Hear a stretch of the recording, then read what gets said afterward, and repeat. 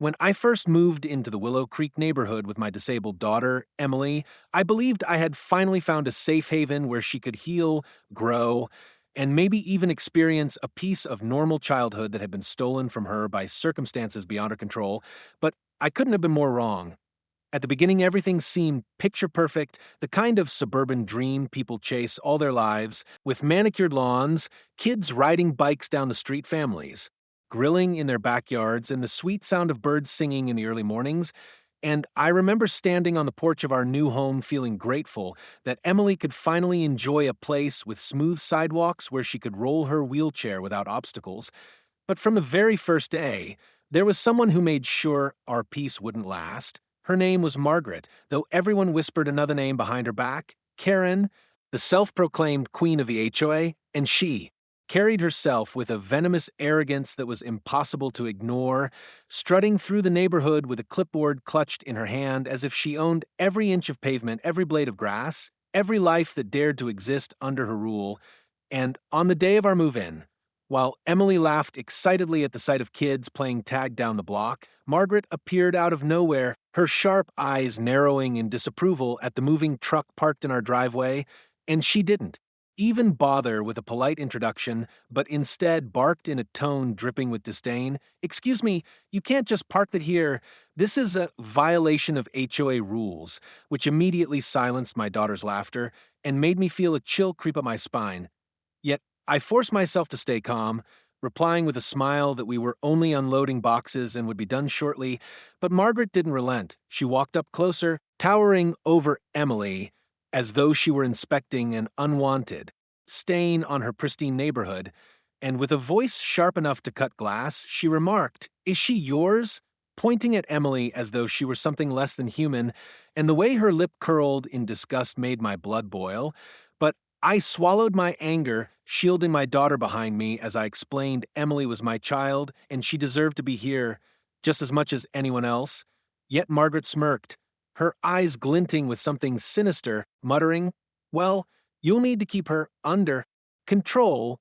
Children like that can disturb the peace around here." And she turned on her heels, walking away as if she had delivered a royal decree, leaving me trembling in fury and Emily clutching my hand tightly, her bright eyes dimmed with confusion and hurt. And from that moment I knew she wasn't just a rude neighbor, she was a predator circling her prey, waiting for the right moment to strike. But what I didn't realize then was that Margaret's cruelty wasn't just petty harassment. It was the beginning of a storm that would shatter our lives in ways I could never have imagined.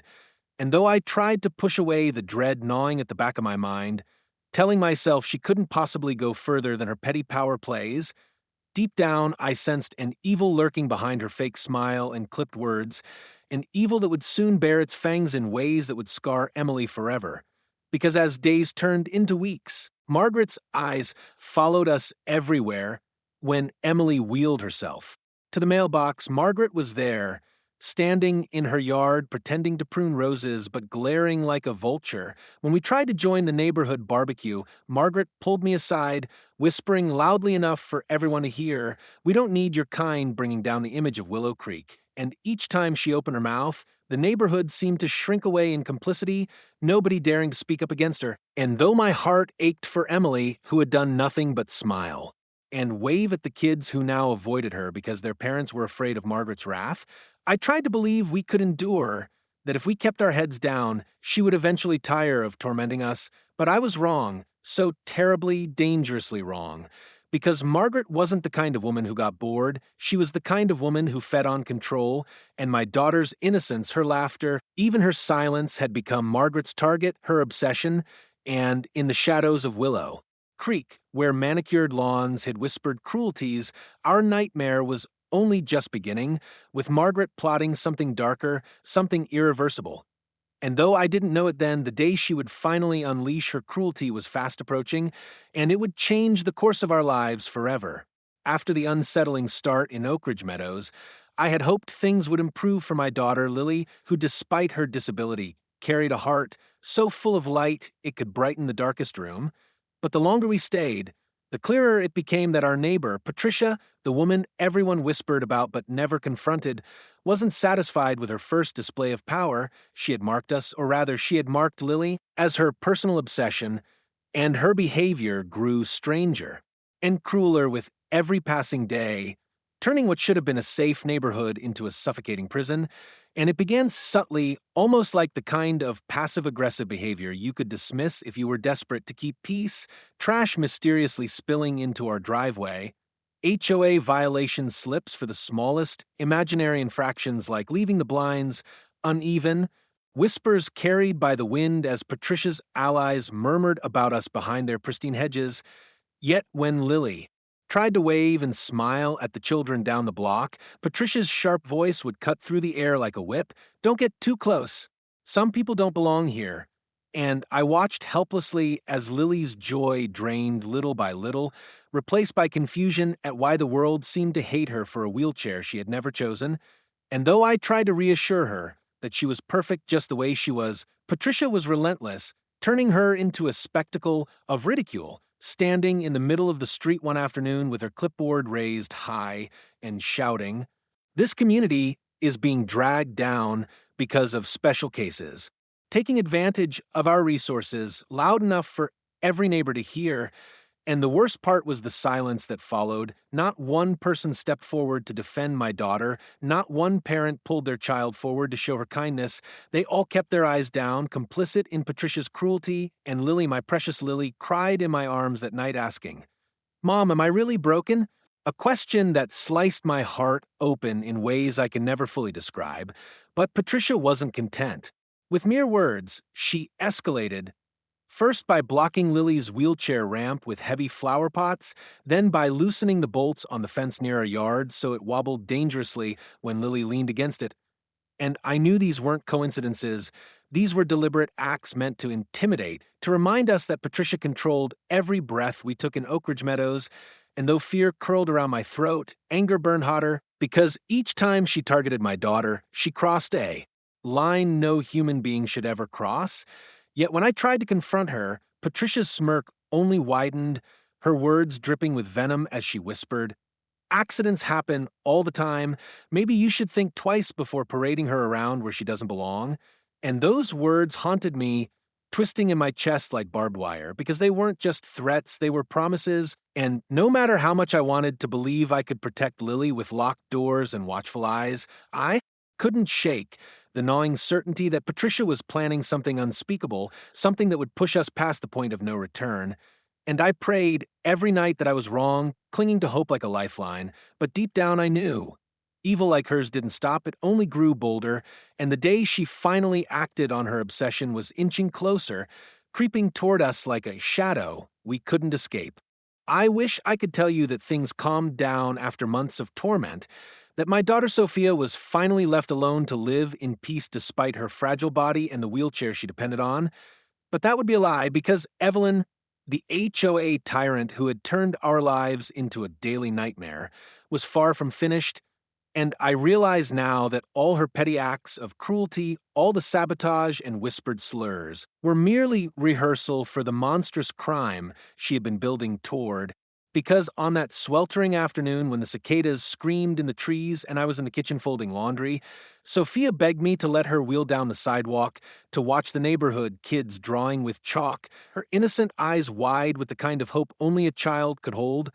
And though my heart hesitated, knowing Evelyn was always lurking, I gave in, standing on the porch to watch her giggle as she rolled slowly toward the laughter. And that's when it happened. I saw Evelyn emerge from her driveway, carrying something cupped tightly in her hands, her face twisted with a smile that chilled me to my bones, and before I could even comprehend what she held, she was upon my daughter, her voice a hiss of pure hatred as she shouted, "This will teach you to stay where you belong," and in one swift, horrifying motion, she flung the contents of that container directly onto Sophia's face, and the world seemed to stop as a sizzling sound filled the air, followed by my daughter's piercing scream that ripped through the neighborhood like a blade, a sound so raw and agonized it will haunt me until my last breath. And in that moment time shattered, the laughter of children turned into horrified gasps, the smell of burning flesh filled the air, and Sophia clawed desperately at her face, her tiny hands flailing as acid ate into her skin. and I dropped everything, sprinting with a scream of my own, my knees hitting the pavement as I tried to shield her from further harm. But the damage was already spreading, her beautiful face blistering, her cries echoing through the cul-de-sac while Evelyn stood frozen, her smile twitching into a mask of feigned shock as neighbors peeked through curtains, some clutching their mouths, others too cowardly to step outside. And I screamed for help, my shaking hands fumbling with water from a nearby hose, desperately trying to wash the burning chemical away, while my baby writhed in agony, her wheelchair tipped sideways on the concrete, and every second felt like an eternity, the world spinning around us as I shouted at the top of my lungs for someone, anyone, to call 911, and those sirens eventually wailed in the distance. I will never forget the silence of that neighborhood in those first moments.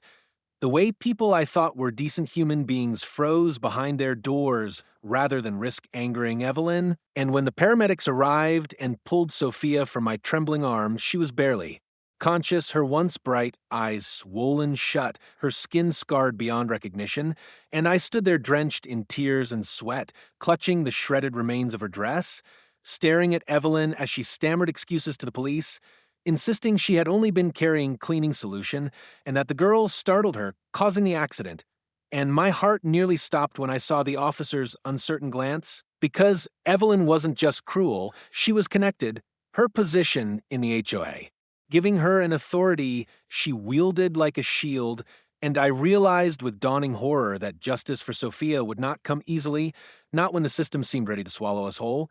But as I rode in the ambulance, clutching my daughter's burned hand while machines beeped frantically around her,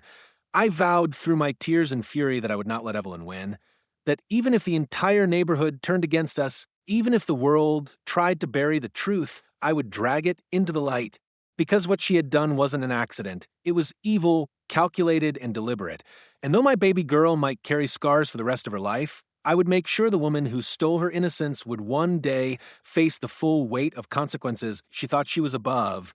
And that vow burned in me hotter than the acid that had destroyed my daughter's face, a fire that would only grow as the battle for justice began. The days after the attack blurred into a haze of antiseptic smells, hospital monitors, and the constant sound of my daughter, Hannah, whimpering in pain as she lay in the burn unit wrapped in bandages that covered nearly her entire face.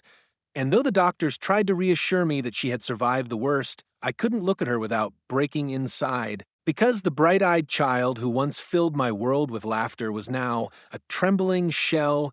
terrified of mirrors and haunted by nightmares. And while I prayed beside her bed, begging God for strength outside those sterile walls, another battle was raging, one I never imagined would be harder than watching Hannah suffer. Because Gloria, the woman who had thrown the acid, had already begun weaving her web of lies, standing in front of police officers with crocodile tears streaming down her face as she insisted it was an accident, that she had only been cleaning her walkway with a chemical solution when Hannah rolled into her, and to my horror, the officers seemed to entertain her story, their pens scratching in notepads as if she were the victim instead of my child. And when I demanded they arrest her, their eyes slid away, their words carefully chosen, "We'll need to investigate further," which felt like a slap across my face, because if it had been anyone else, if it had been me throwing acid onto a neighbor's child, I would have been handcuffed within minutes. But Gloria wasn't just anyone. She was the HOA president, the puppet master of Oak Hill Estates, with friends on the police force and neighbors too afraid to challenge her. And as I sat in that hospital room holding Hannah's scarred hand, I realized we weren't just fighting one cruel woman, we were fighting an entire system that bent to her will, and the injustice cut deeper than the burns on my daughter's skin, because when the case finally went to the HOA board for review, I stood in front of a table of stone-faced members who shuffled papers while Gloria sat at the head, her face painted with practiced grief, and when I spoke, when I poured my heart out about the screams, the scars, the life my child had lost, they nodded politely before turning to Gloria, who with a single tremor in her voice claimed she had been targeted by rumors, painting herself as the victim of a smear campaign, and my blood boiled as one member leaned forward and said, "We have no reason to believe this was intentional," their words, echoing in the chamber like a verdict before the trial had even begun. and I wanted to scream, to flip the table, to drag them into the hospital and force them to look at my child's ruined face, but I held back because I couldn't risk giving them more ammunition to dismiss me. And so I swallowed my rage and walked out into the parking lot where the weight of their corruption crashed down on me. And in that moment, I felt utterly alone until later that night as I sat in the hospital corridor. Staring at the linoleum floor, my phone buzzed with a message from an unknown number that simply read, "I know what Gloria did. Meet me tomorrow." And though my body trembled with fear, something inside me sparked for the first time in weeks, a glimmer of hope that perhaps, just perhaps, someone out there was willing to stand with us against this monster, someone who had the power to tear down the walls she had built around herself. And though I didn't know then who had sent it, I clung to that message like a lifeline, not realizing that it would lead me to a truth bigger than anything I could have imagined, a truth tied not just to justice, but to a man I thought was gone from our lives forever. When the message first came through, I thought it was some cruel prank, another way for Gloria and her HOA allies to twist the knife deeper into my wounds. But the next morning, when I arrived at the cafe downtown, my breath caught in my throat as I saw a man step out of the shadows, a man I hadn't laid eyes on in nearly a decade. And for a moment, my brain refused to accept what my eyes were seeing, because standing there with the same steel gray eyes I once fell in love with was Daniel, my daughter's father, the man who had walked out years ago when our marriage crumbled under the weight of his dangerous career. And before I could speak, before I could even process the flood of anger, betrayal, and longing that surged through me, he simply said, "I heard what happened to Olivia. I'm here now, and though I wanted to scream at him for leaving us, for not being there when we needed him most, the words died in my throat because of what he said next. I'm with the FBI," he whispered, sliding a badge across the table, its gold seal glinting under the dim light. And in that instant, the world tilted, because suddenly the man who had abandoned us wasn't just a ghost from my past. He was a weapon forged for justice, and he was back with a purpose. And when I stammered that, Gloria had thrown acid on our daughter and was walking free because of her HOA power, his jaw tightened, a storm raging in his eyes as he growled, "I know exactly who she is, and I know she's connected to things bigger than you realize." And that was when my fury gave way to a new kind of fear, because if Daniel was right, then Gloria wasn't just a cruel neighbor, she was part of something darker, something tangled with corruption, money, and power that reached far beyond our neighborhoods. White fences,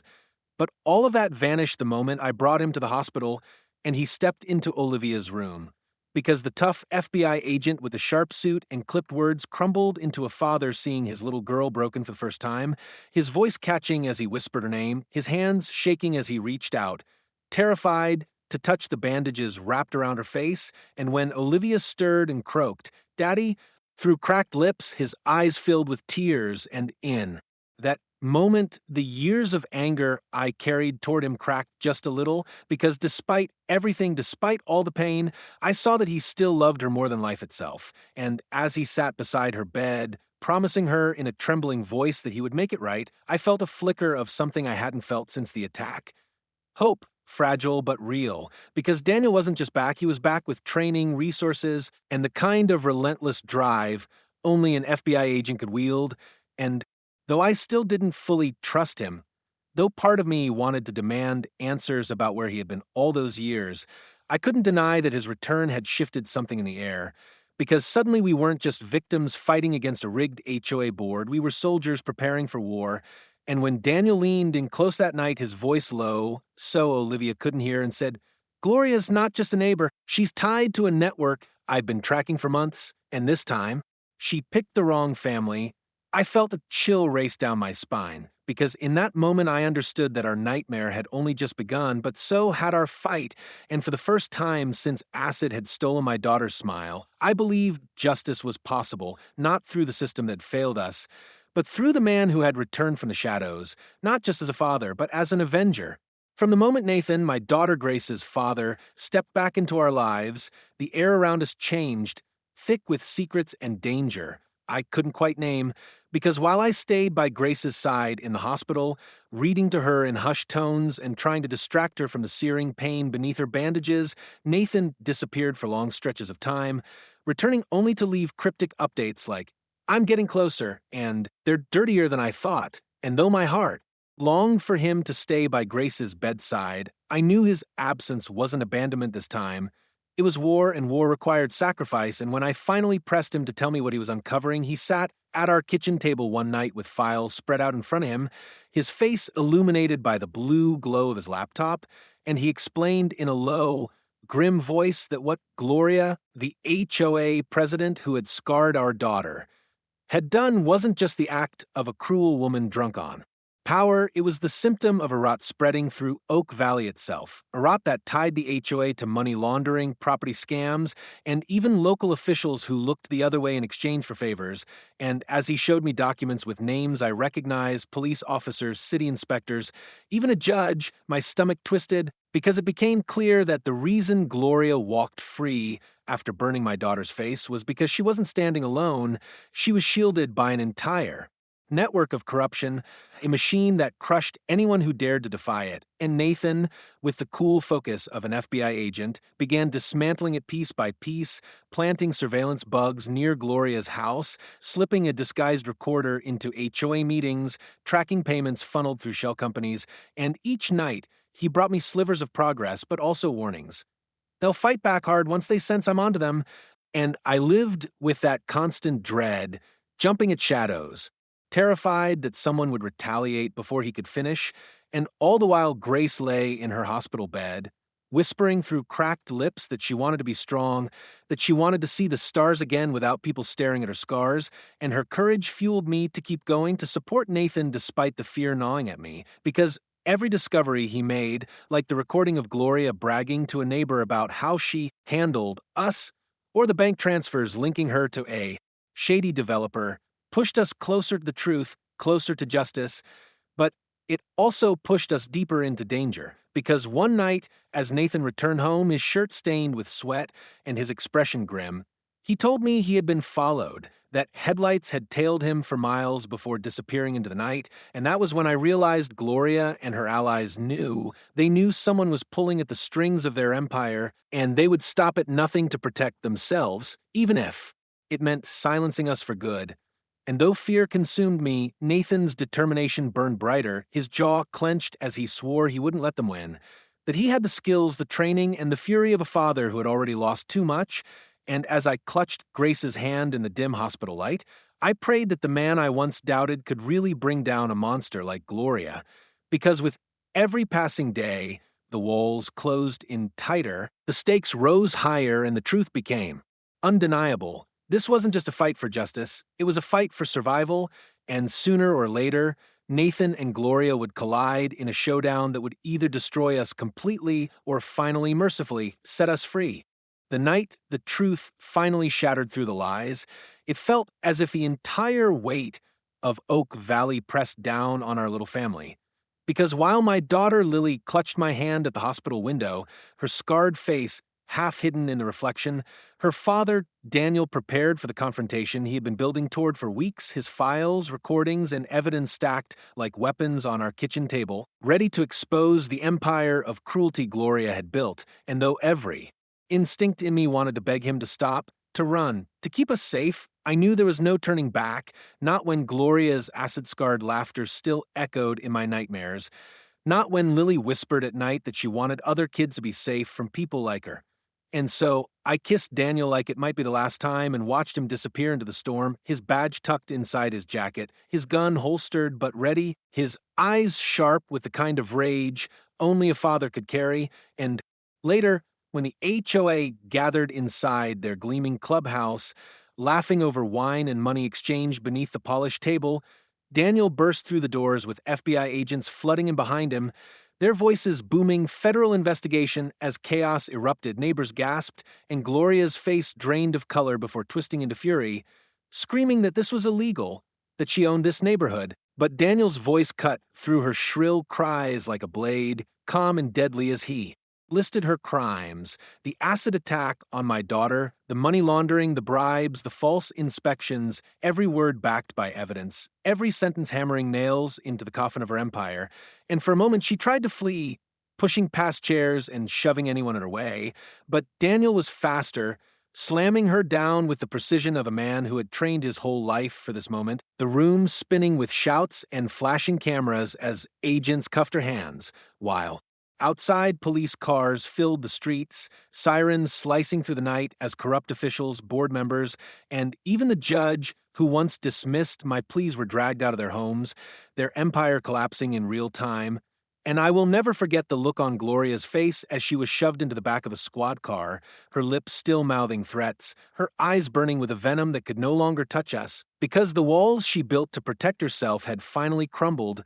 and in that instant the fear I carried for so long cracked, releasing tears I hadn't allowed myself to shed. Because justice wasn't a dream anymore, it was alive, it was here, and when Daniel returned to Lily's bedside hours later, smelling of rain and gunpowder, his face bruised but triumphant, she reached out her small hand, touched his cheek, and whispered, "Did you protect the other kids too, Daddy?" And in his eyes I saw the storm break, replaced by a fragile light of peace, because this wasn't just a victory over one woman. It was a war won against an entire system of cruelty, and those scars remained on Lily's skin, on my heart, on Daniel's soul. We finally breathed free air, knowing Gloria could never hurt us again, knowing Oak Valley would never again be her kingdom, and as dawn broke over the neighborhood, washing the streets clean with gold light, I held my daughter close and whispered the words I had waited so long to say. We're safe now. Baby, we're free.